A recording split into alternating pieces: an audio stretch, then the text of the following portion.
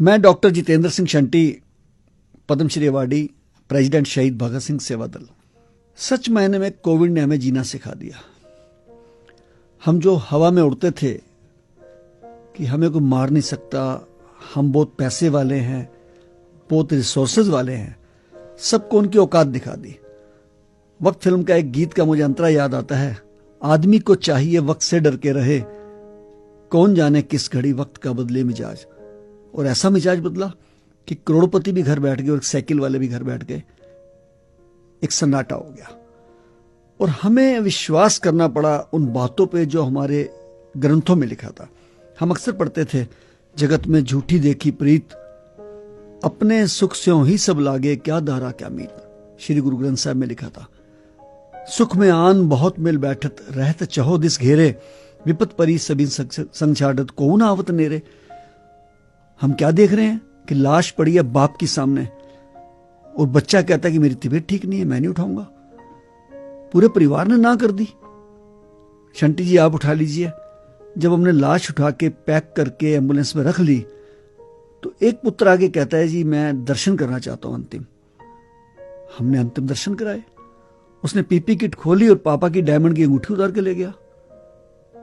पापा को हाथ लगाने को तैयार नहीं है, वो कोविड वाले हैं, लेकिन अंगूठी पे हाथ लगाने को तैयार हैं। किसी ने मां की बालियां उतारी, किसी ने मरे पड़े मां बाप के अंगूठे लगवाए। ये सब कुछ अपनी आंखों से देखा है और कहर देखा है हमने। आप लोगों ने तो सुना ही है।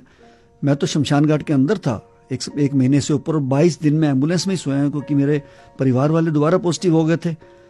इस कोविड ने हमें सिखा दिया और दिखा दिया कि आपका पैसा किसी काम नहीं आना है, आपका किया हुआ नेक काम आना है। आपको जिंदा रहने के लिए सिर्फ परिवार को नहीं पालना, आपने समाज को भी देखना है। और ये निश्चित है कि समाज ने काम किया जहां प्रशासन फेल हो गए। मैं घर पे कभी पानी की बाल्टी नहीं उठाता जी, और मैं शमशान घाट में 80-80 किलो लकड़ी उठा के और दिन में 100 बार रख रहा हूं। और ईश्वर ने इतनी शक्ति दी कि जिस शमशान घाट में 3 डेड बॉडी आती थी, वहां 150 की एवरेज हो गई। 150, 40 तो हम घर से लाते थे, 30-40 घर से लोगों के घर में। कोई अमेरिका से फोन आ रहा है, ये हमारे भाई की बॉडी 3 दिन से पड़ी है, कोई पिताजी की बॉडी पड़ी है। कहीं फोन कर रहे हैं, क्योंकि कहीं भी आप देखिए, चाहे यूपी है चाहे दिल्ली है, कहीं भी आप फोन करिए, पेशेंट के लिए एम्बुलेंस है, झगड़ा होने पे पुलिस है, आग लगने पे फायर ब्रिगेड है। लाश के लिए कोई नंबर ही नहीं है। वो घूम फिर के नंबर किसका देते थे? जितेंद्र सिंह शंटी का या शहीद भगत सिंह सेवा दल का। हम किसी को मना नहीं करते थे। मैंने अपने हाथों से 4,2500 डेड बॉडी क्रिमेट की है। 4 रिचुअल जो हिंदुस्तान के हमारे रीति के थे वो सब खत्म हो गए जी।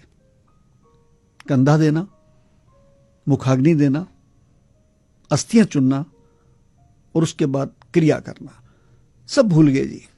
शमशान तक आते थे, लाश को बाहर रख के चले जाते थे।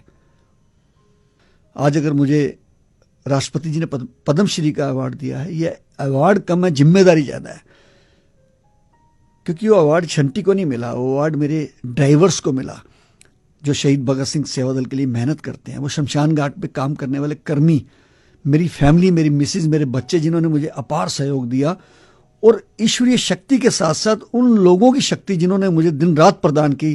कोई मुझे लंदन से फोन कर रहा था, कोई अमेरिका से, कोई दिल्ली से, यहां तक कि मुझे सऊदी अरब से महिलाएं फोन कर रही हैं कि शंटी जी आपके लिए हमने आज मस्जिद में दुआ करी है।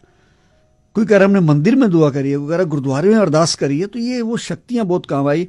इवन दिन मैं शमशान घाट में काम कर रहा था, मुझे उपराष्ट्रपति जी का फोन आया, वेंकैया नायडू जी का, कि शंटी जी हम आपको टीवी पे देख रहे हैं, सारा देश आपके साथ खड़ा है, आप डट के सेवा करिए। उससे हमारे अंदर और शक्ति आ गई। अक्षय कुमार जी ने मुझे फोन किया, शंटी जी मैं तो की सेवा कर सकना वहां, और उन्होंने 2 हमें एडवांस एम्बुलेंस भेज दी। टेक महिंद्रा के मालिक आनंद महिंद्रा जी का फोन आया, एक एम्बुलेंस उन्होंने भेज दी। ये चीजें ईश्वरीय शक्ति से हुई हैं। ये जो हुआ है शंटी ने नहीं किया है। और मैंने तो जो कहर देखा है आपने सुना भी नहीं होगा, मतलब, क्योंकि कई चीजें सेंसर्ड होती हैं। दुनिया का जिंदगी में मैंने अपने लाइफ में अगर कोई सबसे बड़ा कहर देखा है तो इस पैंडेमिक में देखा है।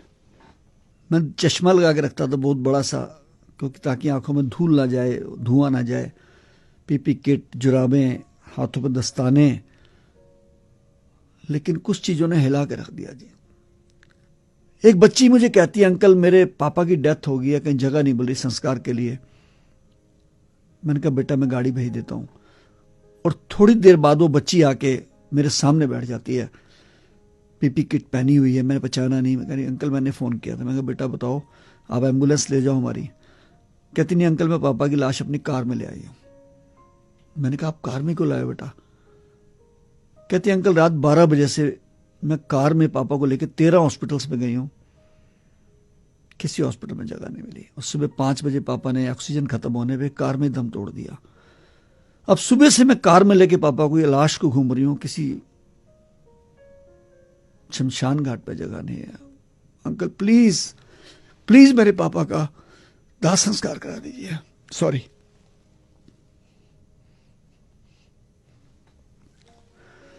वो चीजें जिंदगी में भूल नहीं सकते जी। किस प्रकार एक मां 75 साल की मेरे पास बैठती है आके, और मैं कहता हूं मां मुझे लगता है आपको मैंने पहले भी देखा कहीं। तो कहने लगी मैं 15 दिन पहले भी आई थी बेटा, मेरे हस्बैंड की डेथ हुई थी, आज मैं दोबारा विधवा हो गई हूं। मैंने कहा माँ जी आप कैसी बात कर रहे हैं? कहने लगी बेटा मेरे 15 दिन पहले पति की डेथ हुई थी, 31 साल का जवान बेटा था। मैंने कहा ये मेरा पति भी और बेटा भी मुझे पालेगा। आज वो भी चला गया। मैं समझता हूं कि हमें बहुत बड़ी नसीहत लेनी चाहिए इस चीज से। मैंने तो अपने जीवन में प्रण कर लिया जी कि अपना पूरा जीवन मैं सेवा में लगाऊंगा। जान चली जाए, जाती चली जाए, सबकी गई है, हमारी भी जा सकती है। सब घरों में बैठे तो मरे हैं, लेकिन काम नहीं छोड़ूंगा, सेवा नहीं छोड़ूंगा। आज मेरे पास 30 डेड बॉडी वाली गाड़ियां और एम्बुलेंसेस है। 24 घंटे मैं अपने सेवा में लगाता हूं।